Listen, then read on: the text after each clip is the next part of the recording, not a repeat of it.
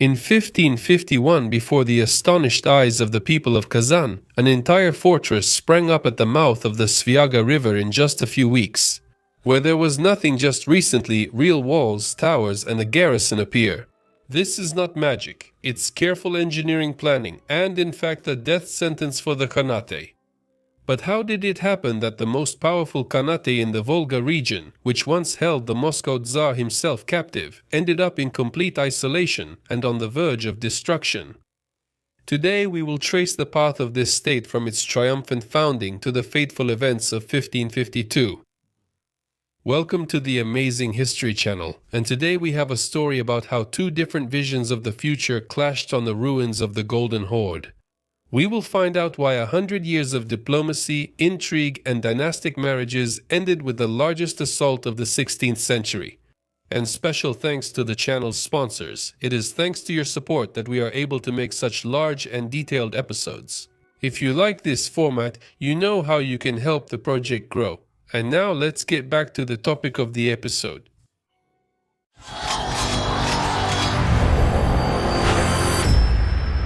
The history of the Kazan Khanate begins with a man who simply had nowhere left to retreat. Ulu Muhammad, the grandson of the famous Toktamish, was the former Khan of the Great Horde. In 1437, after losing the internal struggle for the throne in Sarai, Muhammad, with a small army, moved toward the borders of Rus. He was counting on support from Moscow. Moreover, he wasn't just counting on it, he expected gratitude. Once he had helped Vasily II hold onto the Grand Prince's throne, but instead of hospitality, he was met by an army.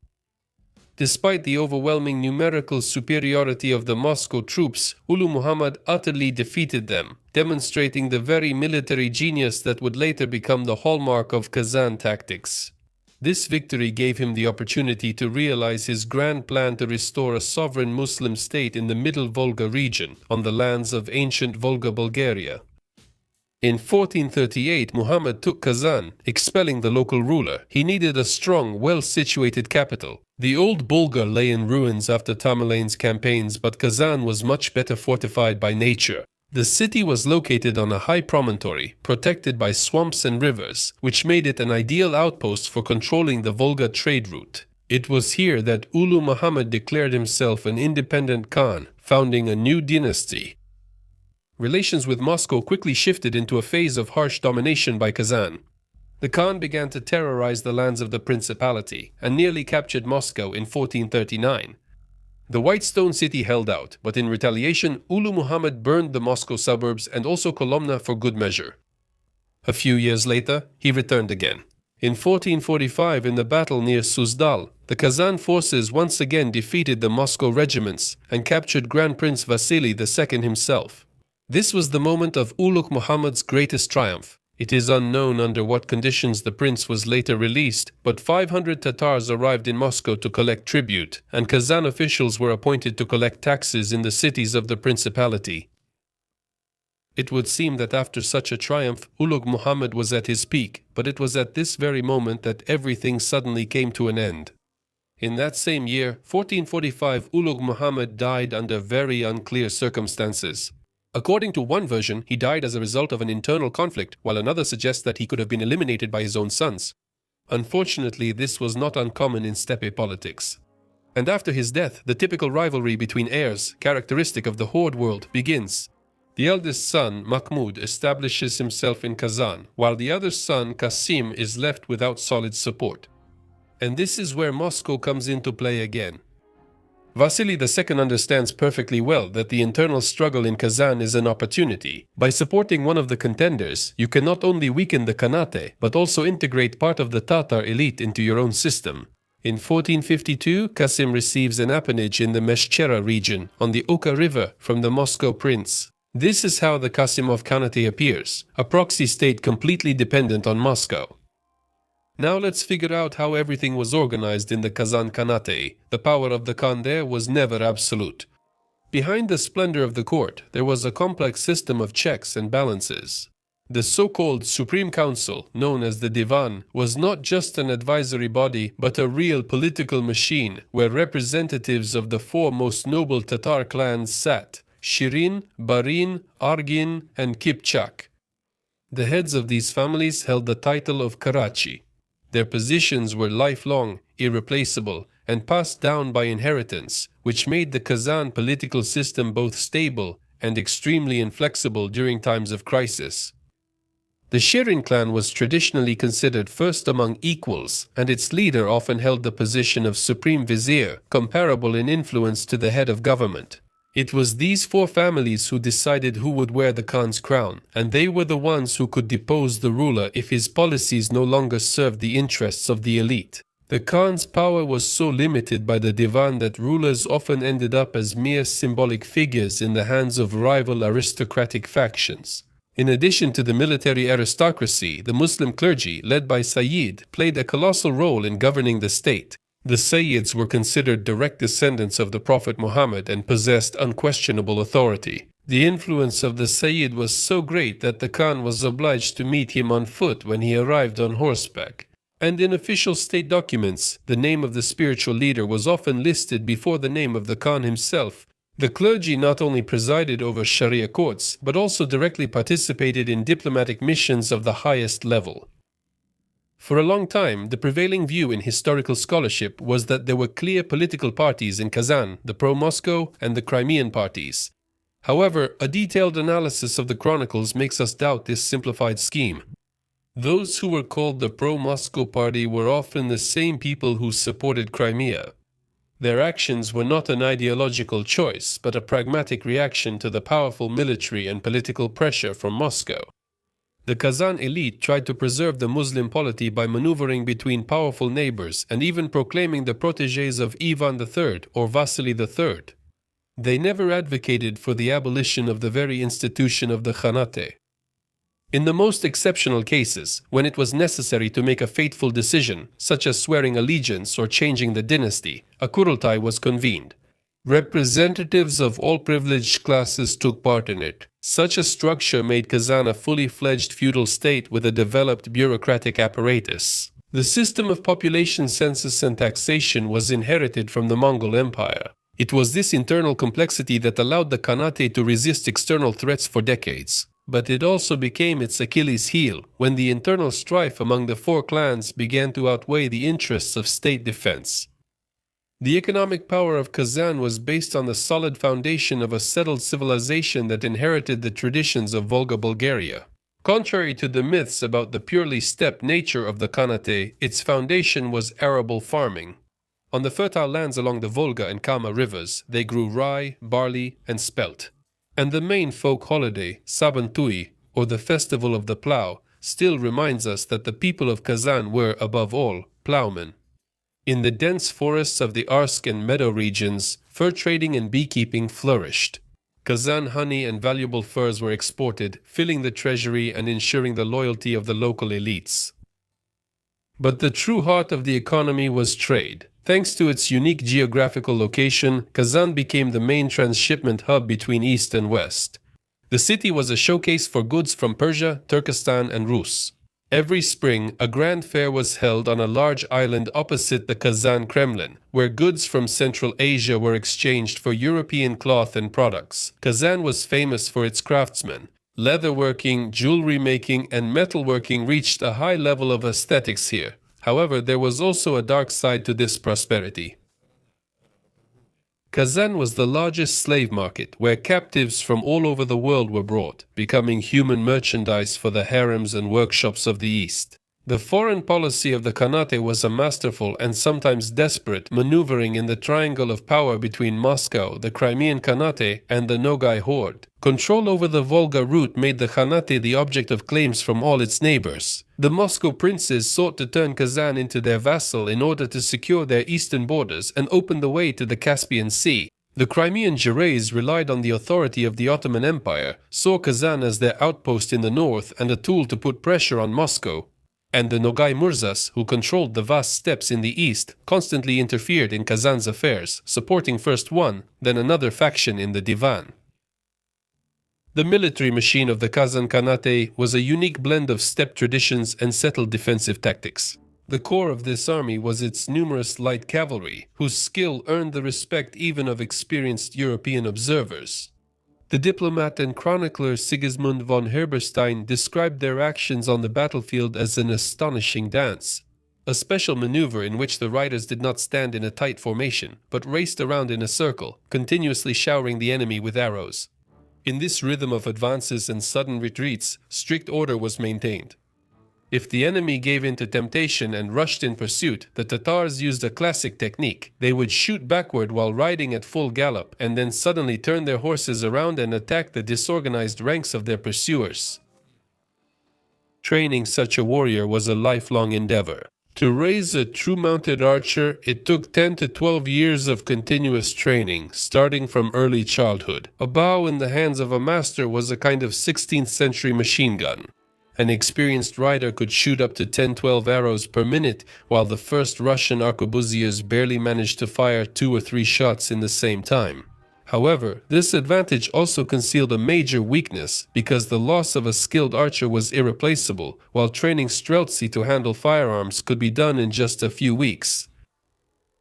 Contrary to the myths about the backward warrior in a ragged sheepskin coat, Kazan also had elite units and heavy cavalry. These armored horsemen were protected by chainmail and were armed with lances, using them for a powerful battering charge at the decisive moment of battle. But the number of such warriors was small, which made it impossible to use them on a large scale against the growing forces of Moscow.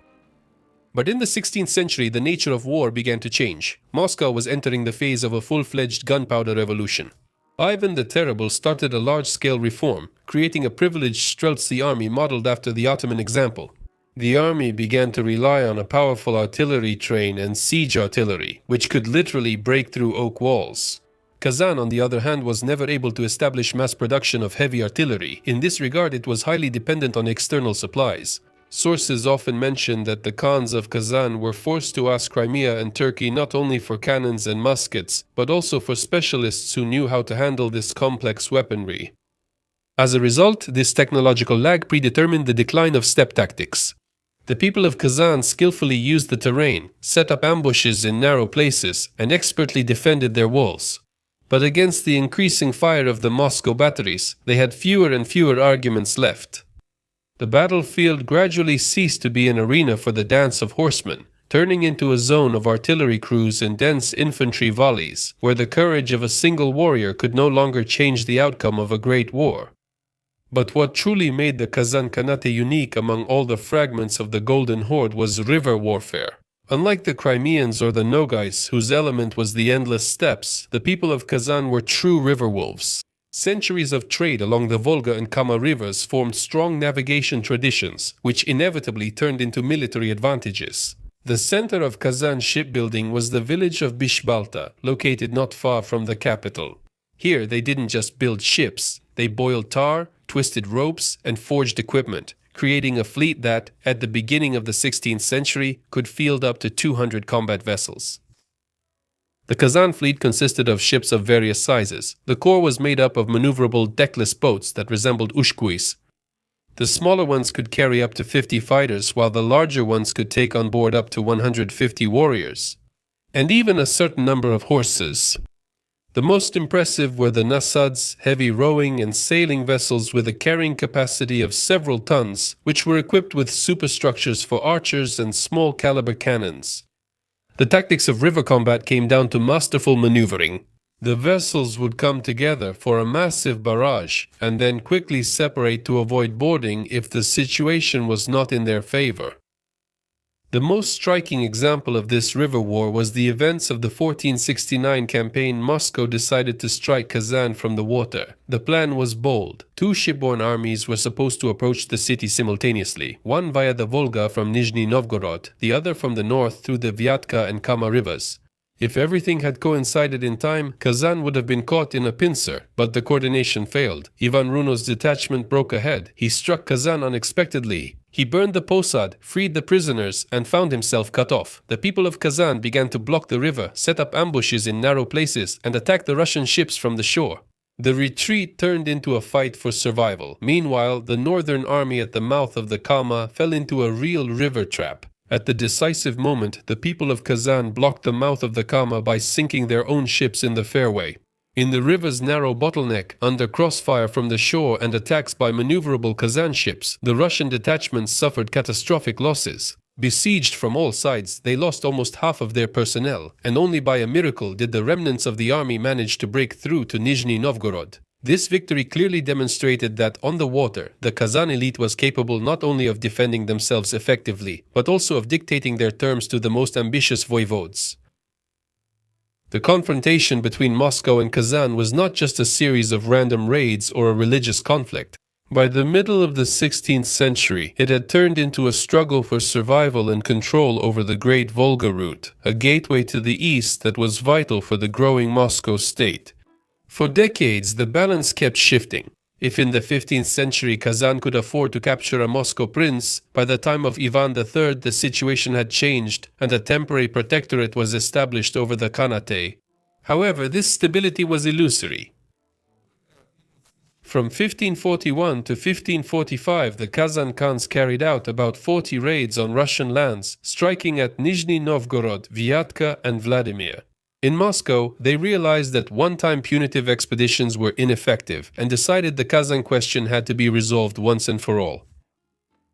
The first independent attempts by the young Ivan IV to take Kazan in 1547 ended in disaster.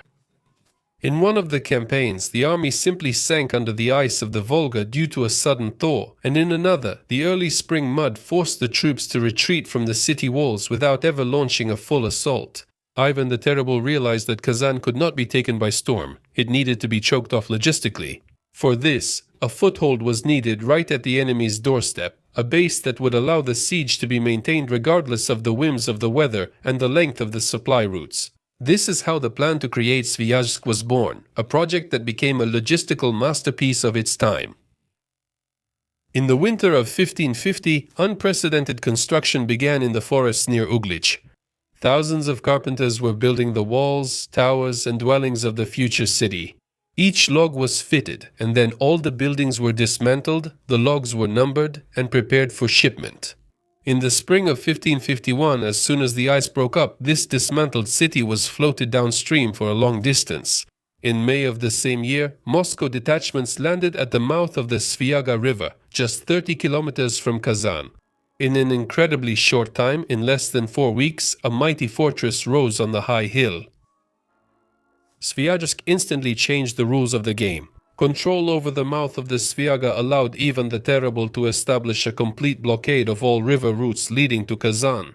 The city was cut off from supplies and reinforcements, but the main blow was political. Seeing how an impregnable citadel rose straight from the water in just a few days, the population of the so-called mountainside on the right bank of the Volga realized that the era of Kazan's dominance had come to an end. The Chuvash, Mordvins, and mountain Cheremis, tired of the dominance of Crimean garrisons in Kazan and impressed by the power of Moscow's technology, began to come under the rule of Ivan the Terrible en masse.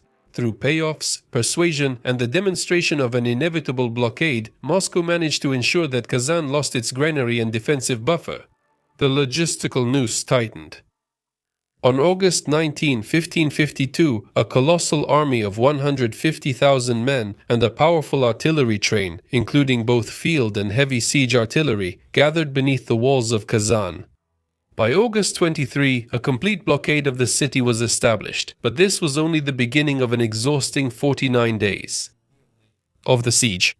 The elders understood perfectly well the mortal danger of isolation, and on the very first day launched a large-scale sortie, which, however, was repelled by the vanguard regiment. However, the main threat to Ivan the Terrible was not only the defenders of the fortress, but also the mobile detachment of Prince Yapanchi, operating from the dense forest beyond the Arsk defensive line. Because of the constant attacks by this cavalry, the Russian warriors couldn't even have a peaceful meal for 3 weeks. Yapanchi's tactics were masterful. As soon as the Muslim banners were raised on the walls of Kazan, the garrison would make a sortie, and the cavalry from the forest would simultaneously strike at the rear of the siege camp. To eliminate this threat, Voivode Gorbati led elite units, lured Yapanchi's detachment into open ground, and completely destroyed it, eliminating the resistance base in Arsk. The city's fate was determined not just by swords, but also by gunpowder charges. On September 4th, the engineers managed to complete an extremely complex mine tunnel and detonated 11 barrels of gunpowder, which deprived the defenders of access to the water source and undermined their fighting spirit. By late September, the siege works reached the walls, and artillery was systematically destroying the fortifications. Ivan the Terrible called on Kazan to surrender several times, but each time he received a firm refusal. The decisive moment came on the morning of October 2nd. Two powerful explosions created huge breaches in the walls, through which the assault troops poured in. Fierce street fighting began, where every house turned into a small fortress. The Kul Sharif Mosque became the symbol of the last resistance, where Sayyid and his students fought hand to hand until the very end, before dying together with their world.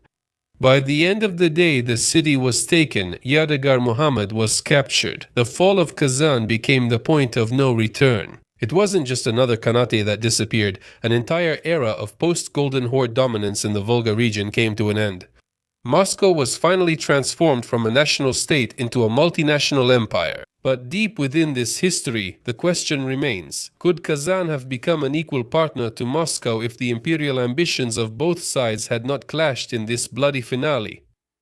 It will be interesting to read your opinions in the comments. Well, with that, I say goodbye to you. See you in the next video. Bye everyone.